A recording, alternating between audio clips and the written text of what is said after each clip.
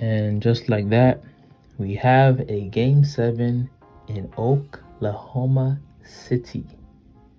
Oklahoma City. You know, before the series started, a lot of people thought it could very well be a sweep. You know, maybe 5 games, maybe 6. Maybe 6 was a stretch. But not 7 games. Not 7 games. What is the lesson? Before we even get to the lesson, the odds of this game were negative 220 money line OKC with a negative 5.5 spread. Now, if you bet on every game on OKC to win every game, you more than likely are either barely breaking even, or in most cases, because the odds are skewed to where you have to put more money down to get a return, right? You probably are losing money right now. I can only imagine those who bet on OKC to win in Game 1, when, of course, you know, Mr. Tyrese Halliburton had that game winner. And it might be time to think about those who are using FanDuel, Betway, DraftKings, and all the other sports betting apps out there. Are you actually profitable?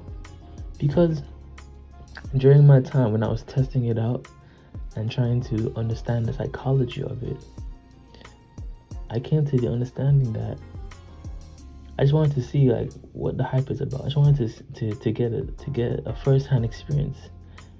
And I can safely say that it is not just a money killer, but also a time killer and concentration killer.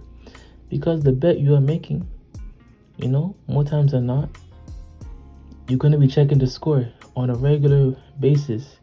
You probably have to ask yourself, how many times did you check the score in this game when you bet on this game? Multiple times, right? And of course, the larger the amount that you're betting on, the more likely you are to check and not pay attention to anything else going on in your day-to-day. Your concentration gets affected because you're constantly thinking about the sports betting. You're doing the research, of course, right? to make sure you are on the right side of the bet. Then you're placing the bet, of course, using your money that you put time and hours in, probably clocked in at work somewhere, whether it be at an IT company, trucking company, catering, whatever it is. But there's a constant revolving door of your time, basically being immersed in this thing called sports betting, with the presumption or the idea or the hope that you'll be profitable. When more times than not, I think this game, this whole series, is a perfect example of the pitfalls, the holes, and the plethora of trouble that can arise for sports betting, right? Justly so, OKC is a favorite in every game. And in order for you to make a decent amount of money back, you're more likely inclined to basically incentivize you to put more money down so you can make more money back.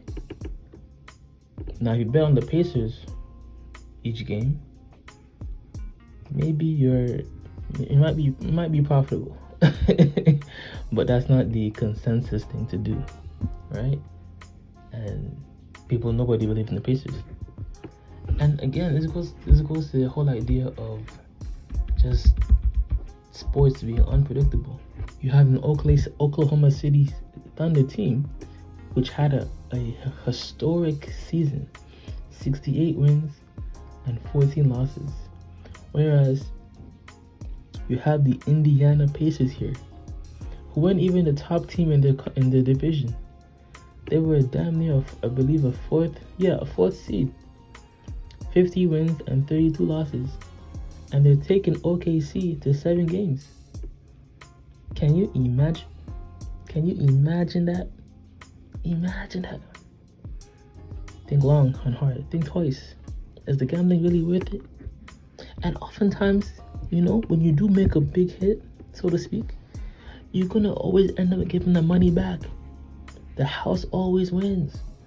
Because let's say you have a good bet, with the basketball or football or something. Because you're feeling yourself, you may all of a sudden try a new sport just to get a new taste for it. Soccer even, tennis, golf. And next thing you know, you're gradually giving the money you quote unquote made back. And there's a incentive, there's like a chasing the carrot parable, so to speak, where you never really end up taking the money out of the sports betting app because you're trying to double it, like in some cases with the ladder challenge, or just trying to grow the money. And next thing you know, you're damn near in debt, taking cash advances to put money down on a sports bet, paying that beautiful 20% plus interest rate. Think long and hard. Think twice.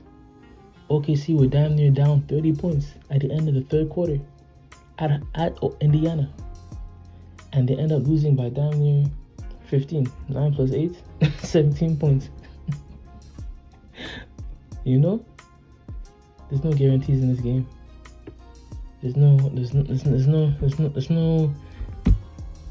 and even the Shai Gilgeous-Alexander barely cracked 20 points. And most likely, from what I recall, doing the research for these types of videos I was going to make in the future, it was a negative 1,000 odds for him to only score 20 points.